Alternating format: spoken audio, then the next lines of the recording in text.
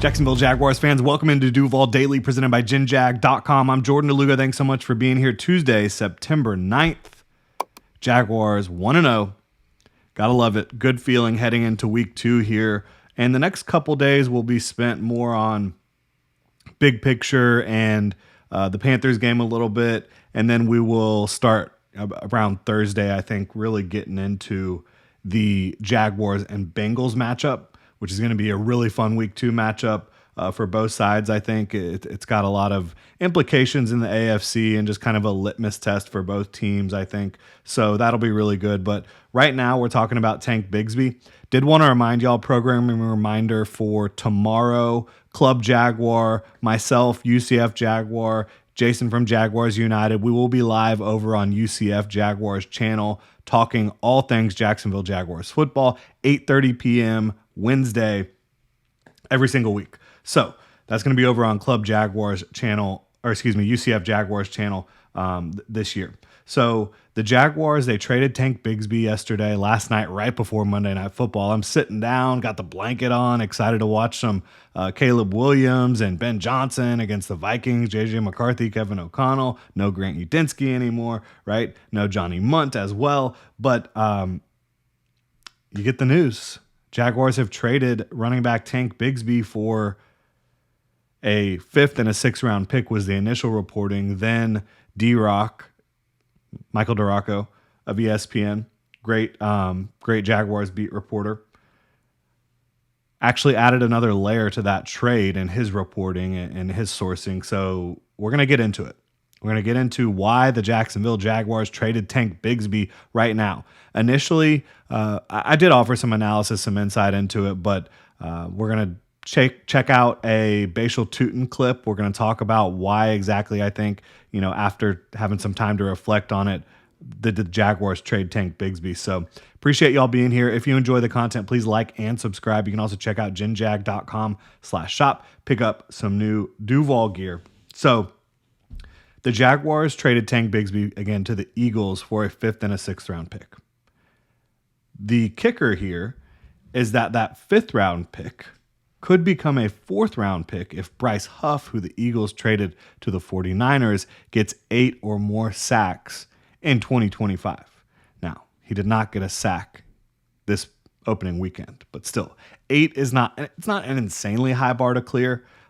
He's not like this clear number 1 rusher for them, obviously. So I'm going to assume it's a 5th rounder until we see Bryce Huff starting kicking into gear. If that ever happens, we don't know. But it could be a 4th round pick. So even if it's not, a 5th and a 6th round pick for a running back who you don't have really future or current plans for is a very good value. And you're like, wait, you don't have future or current plans for? This guy's under contract for another year after 2025, and he's a tough physical runner, all this stuff. You got to send in the tank. Look, his skill set is limited to running the football. And, ask the Eagles, good returner. He's returned kicks, right? Returned kicks for the Jaguars. But not somebody who you want on the field in passing situations. You don't want to throw him the ball. You don't want him on the field in pass protection. That makes for a difficult play. And had the Jaguars not landed Bashal Tutin and LeQuint Allen in the draft, could they roll with Tank as their, running down back work type of guy and Travis Etienne as well? Yeah, I mean, they could. I think they could make it work with those two. But they didn't have to make it work with those two because they got Bashal and they got LeQuint. And Travis Etienne, we all know, had an insane day. And he's capable of having crazy productive days the way he did, on Sunday against the Panthers. And the Panthers do have a weaker run defense than a lot of teams around the league. So I don't think it's all going to be sunshine and rainbows the way it was against the Panthers every single week. But Travis Etienne is a very talented back, as we have talked about quite a bit here. Did not want the Jaguars to trade Travis Etienne. And I've told y'all on this channel, if they were going to trade a running back, I think Tank Bigsby makes more sense. Bashal Tutin, to me, is the biggest reason, and the emergence of Bashal Tutin is the biggest reason the Jaguars probably feel comfortable with moving Tank. He's a rookie this year, right? He's under contract for the next 4 years. Yes, LeQuint Allen is involved as well, but to me, LeQuint Allen, regardless of whether Tank was here or not, was going to be that role player as a third down back in 2025. That's what the plan is for him, in my opinion. The guy who can come in, he can run routes out of the backfield. He can kick out as a slot receiver as well if you want to motion him out there. He can stick in and provide pass protection. So he can do a lot for you. And he can also run the ball. Like there's nothing wrong with his ability as a rusher either. He's pretty tough and physical and has some juice to him. But the real thing for me is Bashal. And the way Bashal Tutin has taken on the role of being, a professional running back this year with the Jaguars in this system has been really impressive. And he's just got more traits, more ability, more versatility than Tank Bigsby did. And he's got more juice. He's a guy that can really make something out of nothing, that can hit the home run. The 4.3 speed is apparent. He's also just crazy when it comes to his ability to jump cut and make people miss and fight for extra yards. And we're going to take a look at one play here that to me really exemplifies the Bashal Tutin experience and why the Jaguars feel comfortable moving on from Tank Bigsby. Look, Tank Bigsby has had fumbling issues in his career. So has Bashal Tutin. Ever since Bashal Tutin's first rep where the ball hit the ground in Jacksonville, that has not happened again, whether it be in preseason or practice. He's been really consistent in that regard. He also has special teams value, like he could return kicks for you if you want as well. So he can replace that part of Tank Bigsby's game. So yeah, let's just go ahead and take a look at the one play from Sunday's game that really to me is just the shining example of why you've got to get Bashal Tutin on the field and get him the rock. And again, I believe he is the main reason Tank Bigsby is no longer a Jacksonville Jaguar, along with the draft capital that comes along with that trade. But look here, you've got the Jaguars in jumbo personnel, right? You've got 2 tight ends to the offensive right side.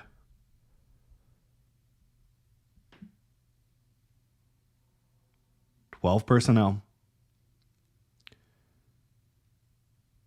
What do we have here? We've got double team blocks on 94. We've got Walker Little taking care of the end. We've got McCary one-on-one with 97. Anton Harrison and I think that's Hunter Long, can't tell. They are taking care of Derek Brown. Anton Harrison's working to the second level. So right here, Bashal Tutin gets it. And he's basically at that point, the hole is to the B gap in between the guard and the tackle. 32's there to probably make a play. Probably there to make a play as well in the A gap. He double jump cuts. At this point, 97's like, oh, I got a shot at this. Nope. Works his way all the way back to the backside D gap. This is crazy. Whoop, whoop, boom. Green grass. And they close on it, right? It's 8-yard pickup. It's not 71-yard gain like Travis Etienne had. But wow. Double jump cut, explosive cuts. Also shows some contortionism to evade 97 there while jump cutting. Crazy. And, great blocking scheme by the Jaguars, great execution by most of these guys. McCary kind of gets thrown, but it doesn't matter because Tutin is not going to be tackled by 97 in space, and that really is too much space for 97 to be able to make that play. Goodness. That was a really explosive double jump cut by Bashal Tutin. So yeah, I mean, that play absolutely bonkers the way he's able to double jump cut and then and pick up yards and get upfield and kind of contort his body. I think this is about getting Bashal Tutin on the field. LeQuint Allen was going to have a role as a pass down back. Travis Etienne going to be the lead back in 2025. It'll be fascinating to see what the Jaguars do about Travis Etienne's contract. My opinion still is that they'll probably let him walk, start somewhere else, and roll with Bashal Tutin and LeQuint Allen as their top backs moving forward into 2026. But I do think it's fair to acknowledge that the Rams, where Liam Cohen and James Gladstone, cut their teeth in the NFL, they have shown the propensity to extend backs. Like they extended Kyron Williams this year. Obviously, James Gladstone not there anymore, but they've done that in the past as well. So I don't think anything is written in stone yet regarding the long-term future of the Jaguars running back room, like with Travis Etienne. But my guess would still be that you want to roll with Bashal and LeQuint Allen as your top two backs after the 2025 season. The good news is 2025 season just got kicked off, and the Jaguars have a really good trio of running backs that they can feel good about, that provide different skill sets, versatility, a lot of explosiveness between Travis Etienne and Bashal Tutin. And now they have 13 draft picks in 2026. They do not have a first round pick. And this is the second part of why they really traded Bigsby. The ability to add two more picks, not even seventh round picks, right? A fifth that could be a fourth and a sixth. To me, there's just so much value in the versatility and the utility that they have in this upcoming draft in 2026, because they don't have the first round pick because they went and got Travis Hunter. I still praise that move. Absolutely. They have a second round pick that's their own. They have 3 third round picks. They have a fourth round pick. They have now 3 fifth round picks. Again, one of those could be a fourth round pick. They have a 6th round pick, and they have 4 7th round picks. If the Jaguars want to, they can use this draft capital to acquire a veteran. If they feel like, we're pushing for it right now this year, and we need to make a move before the trade deadline to go get someone that's going to help put us over the top, a la trading for Marcel Darius in 2017. Or they cannot do that. They could continue to maybe acquire more draft capital for 2026 while not losing anything on the field. And again, Bigsby has a role in this league, right? But I don't think he's a better back than Bashal Tutin. And LeQuint Allen, we know his role, right? So I don't think the Jaguars are losing anything in their top 2 backs. Like they've got a really good top 2 backs now, Etienne and Tutin, and your role-playing pass-catching back, pass-down back, and LeQuint Allen. And you now have 13 picks for next year. If they want to, they can make a first-round pick next year easily. I'm not saying they will. I'm saying if they decide that, look, there's a couple players that we really love in the first round. If we need to get back into the 20s to do that, or even around 30, we can. Because we have, if you're James Gladstone, you have 4 day 2 picks, and you have 1, 2, 3, 4, 5, 6, 7, 8, 9 day 3 picks. You can easily get back up into the first round if you want to. You can move around on day 2. So many different avenues for the Jaguars to go down, and I think giving themselves the flexibility to do a lot of different things is exactly what the doctor ordered when you don't have a first round pick.